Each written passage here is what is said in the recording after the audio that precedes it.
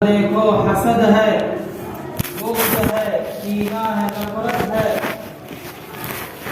جدھر دیکھو حسد ہے، بغض ہے، کینہ ہے، نفرت ہے.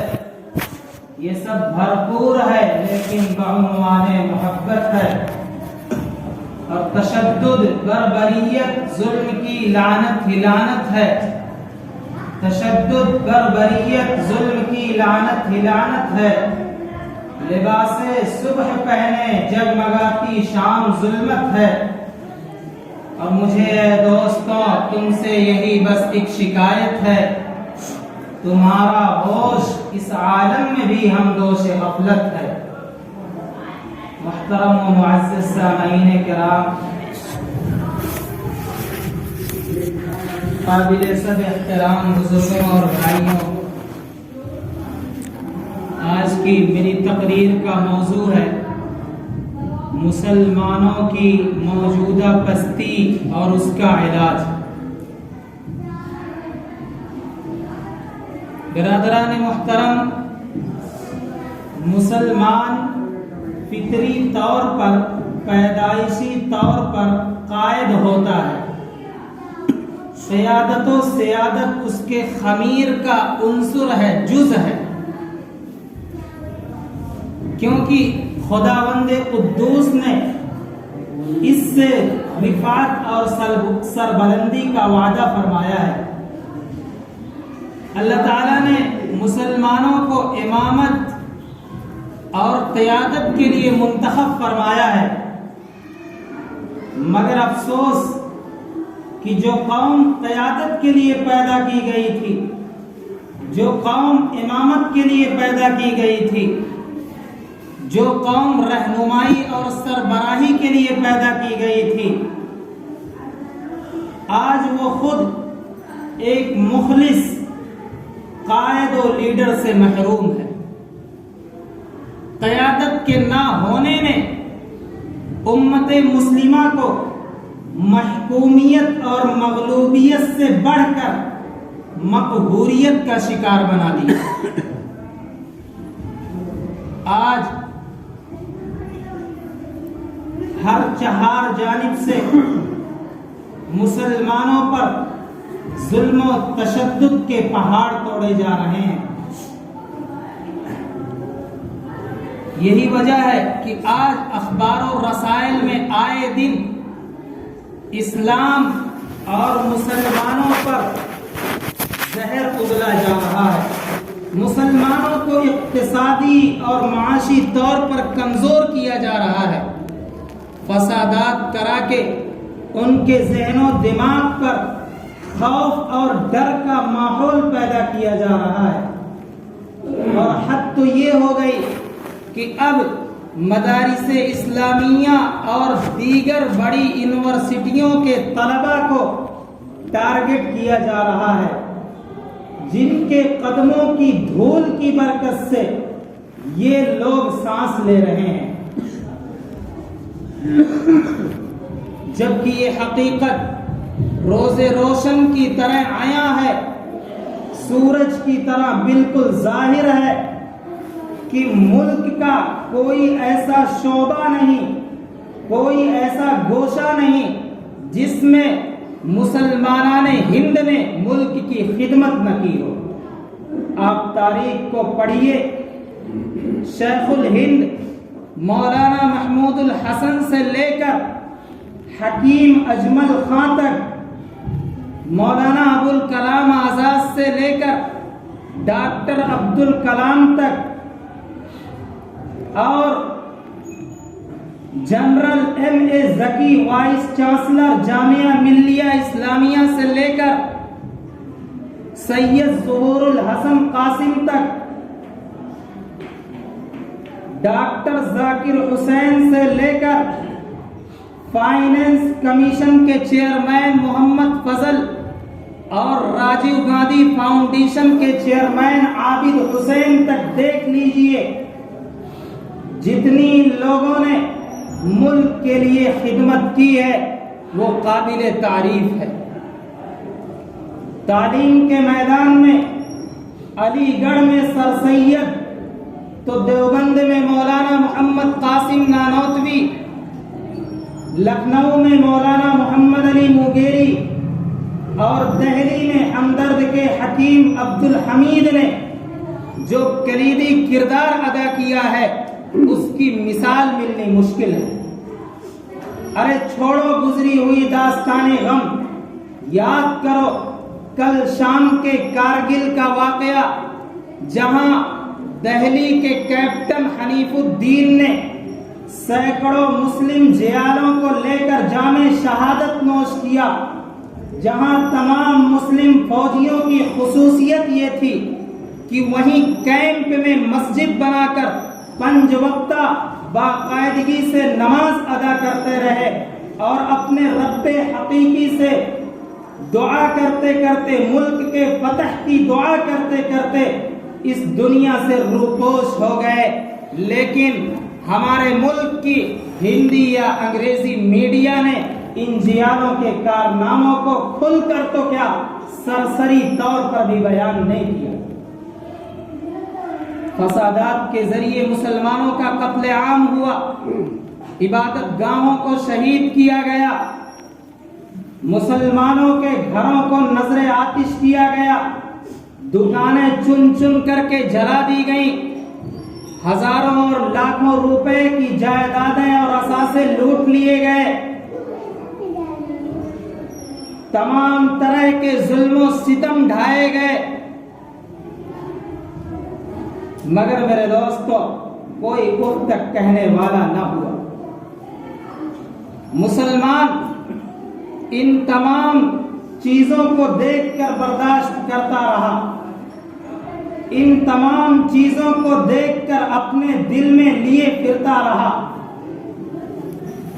لیکن اپنے کردار سے، اپنے کیریکٹر سے، اپنے عمل سے ہندوستان کے اور ملک عزیز کے دامن کو داغدار ہونے نہیں دیا۔ دامن پہ کہیں چھین، نہ خنجر پہ کوئی داغ، تم قتل کرو ہو کہ کرامات کرو ہو۔ میرے بھائیوں، آج جو لوگ ہندوستان کے آئین کی، ہندوستان کے قانون کی دھجیاں اڑا رہے ہیں، اس کے قانون میں رد و بدل اور ترمیم کی کوشش کر رہے ہیں، ایسے ہی لوگ آج ہندوستان کے امن و امان کے محافظ بنے بیٹھے ہیں۔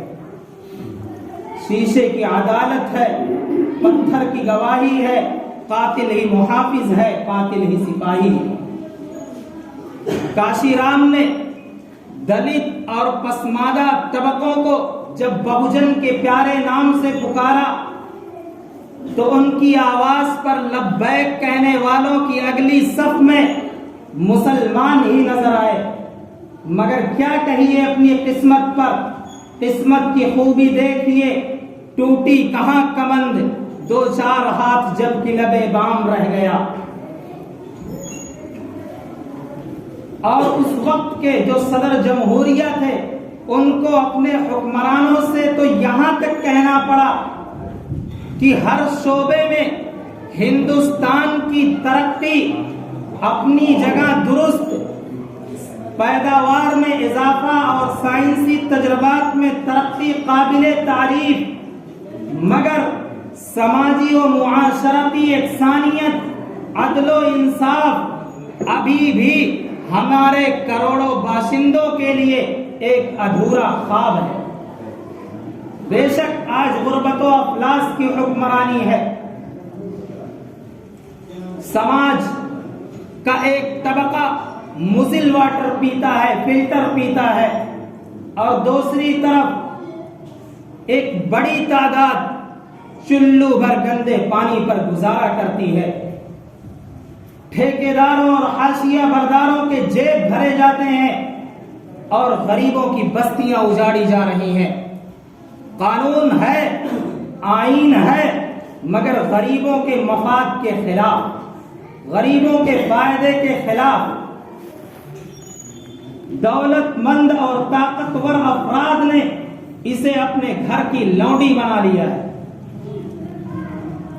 جس طرح چاہتے ہیں وہ اسے اپنے بلبوتے پر، اپنے پیسوں کے نشے پر اسے نچاتے ہیں۔ واہ رے واہ، ایسے ملک میں جہاں پینے کے لیے گندے پانی پر قناعت کرنی پڑتی ہو، پیاس بجھانے کے لیے ندی اور گندے نالوں کے پانی پر گزارا کرنا پڑتا ہو، جہاں بھوک سے تڑپتا انسان غلاظت اور جنگلی چوہوں سے اپنے پیٹ کی آگ بجھاتا ہو، جہاں چھوٹے چھوٹے معصوم بچے اپنے ماؤں کے آنچل میں دودھ نہ پا کر تڑپ تڑپ کر کے دم توڑ دیتے ہوں، جہاں معصوم بچوں کے ہاتھوں میں کتابوں اور قلم کے بجائے کچڑے جمع کرنے کے تھیلے تھما دیے جاتے ہوں، جہاں پر ایک طبقے کے لوگوں کو ان کے مذہبی مقامات کو مسمار کر کے توڑ کر کے ان کا دل دکھایا جاتا ہو، جہاں پر معصوم نوجوانوں کو اپنی بہنوں کی حفاظت کے پاداش میں جیل کے سلاخوں کے پیچھے ڈال دیا جاتا ہو، جہاں اگر کوئی مسلم، اگر کوئی انسان اپنے سماج کا پرچار کرتا ہے، اپنے دین کا پرچار کرتا ہے، اپنے دین کی تبلیغ کرتا ہے، اپنے دین کی نشر و اشاعت کرتا اور اسے پھیلاتا ہے، تو ایسے شخص کو جیل میں ڈھکیل دیا جاتا ہے۔ اس سے زیادہ بے غیرتی کی اور کیا بات ہو سکتی ہے؟ کروڑوں ہندوستانیوں کے ساتھ ایک گھناؤنا مذاق ہے، ایک کھیل ہے، تماشا اور کھلواڑ ہے۔ آج ان لوگوں کو ہمارے وجود سے، ہمارے یہاں رہنے سے چین کی نیند نہیں آتی، اس لیے کبھی غیر ملکی کا بہانہ تلاش کرتے ہیں، کبھی ہم سے وطن دوستی کا ثبوت مانگتے ہیں۔ اے وطن عزیز کے شریک دوستوں اور اے گھر کے رکھوالوں، کیوں اپنے ہی ہاتھوں اپنے گھر کو آگ لگا رہے ہو؟ کیوں اپنے ہی لوگوں پر ظلم و ستم کے پہاڑ توڑ رہے ہو؟ کیوں اپنے ہی لوگوں سے محبت اور وطن دوستی کا ثبوت مانگتے ہو؟ ارے کھودو ہندوستان کی ان بے زبان مٹیوں کو، ان خاموش مٹیوں کو، ان کا ایک ایک ذرہ مسلمانوں کی وفاداری اور مسلمانوں کی محبت کا ثبوت دے گا۔ اس کے کھنڈر کی ایک ایک اینٹ کی، ایک ایک اینٹ کے ذرات جو ہوا میں اڑ رہے ہیں، اس میں بھی تمہارے لیے نصیحت اور عبرت موجود ہے۔ اے ملت کے غیور نوجوانوں، آج تمہاری غیرت کو برسہ برس سے چیلنج کیا جا رہا ہے، دم بدم نعروں کے ذریعے تمہیں اکسانے اور بھڑکانے کی کوشش کی جا رہی ہے۔ آخر ہم کب تک ماضی کی کوتاہیوں پر ماتم کرتے رہیں گے؟ کب تک احساس کمتری میں ڈوبتے رہیں گے؟ کب ہم اپنے مفکرین اور دانشوروں کو یہ یقین دلانے میں کامیاب ہوں گے کہ آئندہ ان کی حرمت میں کوئی آنچ نہیں آئے گی؟ آخر کب تک ہم اپنے ماضی کے کارناموں کو سناتے رہیں گے؟ آخر ہم کب تک اپنے گزشتہ واقعات کو، اپنی گزشتہ کامیابیوں کے واقعات کو تمہارے سامنے دہراتے رہیں گے؟ میرے دوستو، کتنی صبحیں آئیں اور ہماری غفلت اور لاپرواہی پر ماتم کر کے چلی گئیں، رو رو کر کے چلی گئیں۔ لہذا وہ وقت آ گیا ہے کہ اب غفلت کی چادریں پھاڑ دی جائیں، خوف و ہراس کے پردے ہماری آنکھوں کے اوپر سے ہٹ جائیں، لوگ اپنی صفوں میں اتحاد پیدا کریں، اپنے ایمان میں پختگی پیدا کریں، اپنے اعمال کو مضبوط کریں، فرقہ پرستی کی آگ کو ختم کریں اور حق بات بولیں، حق کی زبان بولیں، حق بات کرنے سے نہ کترائیں۔ آج تو ہمیں حق بولنے سے ہی ڈر لگتا ہے، حالانکہ اہل ایمان کی، اہل حق کی یہ شان نہیں کہ وہ حق بات سے پیچھے ہٹ جائے. افضل الجہاد کلمۃ حق عند سلطان جائر، کہ سب سے بڑا جہاد، سب سے بڑا کام کسی ظالم و جابر بادشاہ کے سامنے حق بات کا اظہار کرنا ہے، حق بات بولنا ہے، حق بات کو پسند کرنا ہے اور حق بات کو پھیلانا ہے. یہ سب سے بڑا جہاد ہے. یہ اہل ایمان کی شان ہے. آج تو ہم مصلحت کے پردے میں، بزدلی اور کم ہمتی کے پردے میں مصلحت و مصالحت کی باتیں کرنے لگتے ہیں، منافقت کی بولی بولنے لگتے ہیں، منافقین جیسے رویے اختیار کرنے لگتے ہیں، منہ پر کچھ اور پیٹھ پیچھے کچھ اور کہتے ہیں. یہ تو اپنوں میں یہ حال ہے. سامنے ایک آدمی دوسرے کی تعریف کرتا ہے اور ہوٹل پہ جا کے اسی کی برائی کرنا شروع کر دیتا ہے. اس سے اعلیٰ درجے کی منافقت اور کیا ہو سکتی ہے؟ اس سے زیادہ گرا ہوا، تھوکا ہوا، تھکا ہوا اور چاٹا ہوا کام کوئی نہیں ہو سکتا. یہ دنیا داری تو ہو سکتی ہے، لیکن ایمان سے، اعتقاد سے، اعمال سے، اعتماد اور بھروسے سے اس کا کوئی تعلق نہیں. آج ہم پر یہ جو حالات آ رہے ہیں، یہ جو مصائب آ رہے ہیں، یہ انہی چیزوں کا نتیجہ ہے کہ آج ہم خود برائیوں میں مبتلا ہو گئے اور آپسی برائیوں میں، آپسی اختلافات میں الجھ کر کے رہ گئے. اسی وجہ سے لوگ جری ہو گئے، بہادر ہو گئے، نڈر ہو گئے. آج ہم ایک دوسرے کی برائیاں کرتے نظر آتے ہیں اور حد تو یہ ہو گئی کہ لوگ علماء تک کو بھی نہیں چھوڑتے. ہم نے اپنے کانوں سے سنا ہے کہ لوگ حفاظ اور علماء پر طنز کرتے نظر آتے ہیں، ان پر جملے اور فقرے کستے ہوئے نظر آتے ہیں. میرے بھائیوں، میں تمہیں نبی کی حدیث سناتا ہوں جو قیامت تک جھوٹی نہیں ہو سکتی. اللہ کے نبی جناب محمد الرسول اللہ صلی اللہ علیہ وسلم ارشاد فرماتے ہیں کہ حافظ قرآن اللہ کا دوست ہے. جس نے اس سے دوستی کی اس نے اللہ سے دوستی کی، اور جس نے اس سے دشمنی کی اس نے اللہ سے دشمنی کی. ایک موقع پر اللہ کے حبیب صلی اللہ علیہ وسلم نے حضرت ابو ذر غفاری، صحابی رسول ہیں، بڑے درجے کے صحابی ہیں، ان سے فرمایا، اے ابو ذر، اگر تم کہیں جا کر قرآن کی ایک آیت سیکھ لو تو یہ تمہارے لیے 100 رکعت نفل پڑھنے سے بہتر ہے. قرآن کی ایک آیت کا سیکھنا 100 رکعت نفل نماز پڑھنے سے بہتر ہے.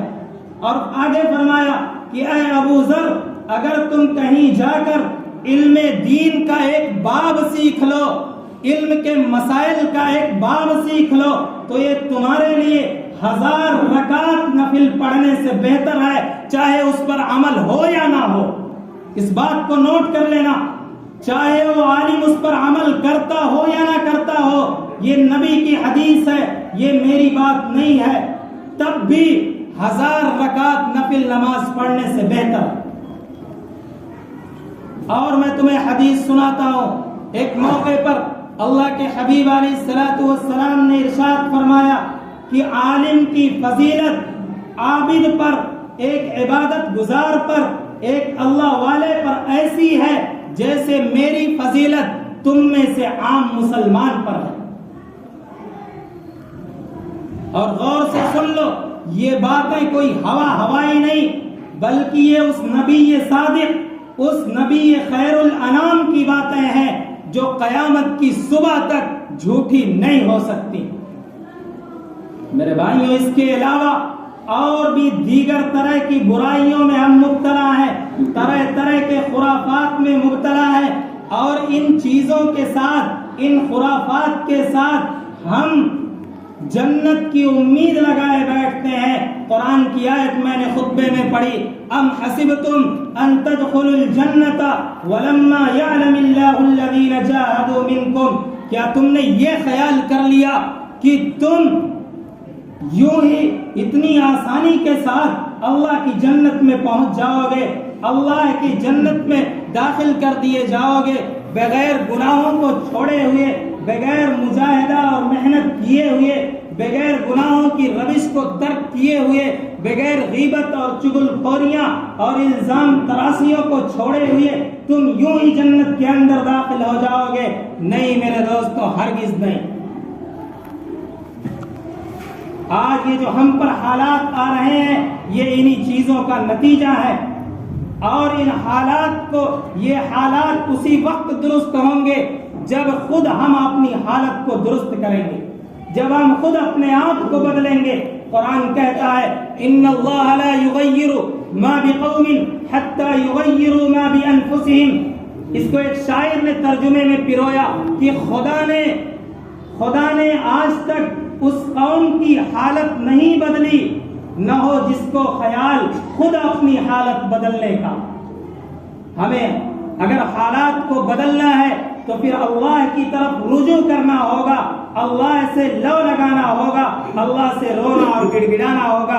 मैं एक छोटा सा वाकया सुना करके अपनी बात को खत्म करता हूँ। सैयदना हजरत उमर फारूक रजी अल्लाह तआला अन्हु के जमाने में मदीने में कहत साली हो गई, कहत पड़ गया, सूखा पड़ गया, बारिश नहीं हो रही थी, खाने के लिए कुछ नहीं, अनाज पानी सब खत्म हो गया। हजरत अम्र बिन आस रजी अल्लाह तआला अन्हु जो उस वक्त के गवर्नर थे मिस्र के, उनको हजरत उमर रजी अल्लाह तआला अन्हु ने खत लिखा कि तुम वहां से कुछ गल्ले और अनाज भेज दो, हमारे यहाँ खाने के लिए कुछ नहीं है। हजरत अम्र बिन आस ने जवाब में लिखा ठीक है भेज रहा हूँ, और इतने भेज रहा हूँ कि एक ऊंट मदीने में होगा और एक ऊंट मिस्र में होगा, यानी कतारें लग जाएंगी गल्लों और अनाज की।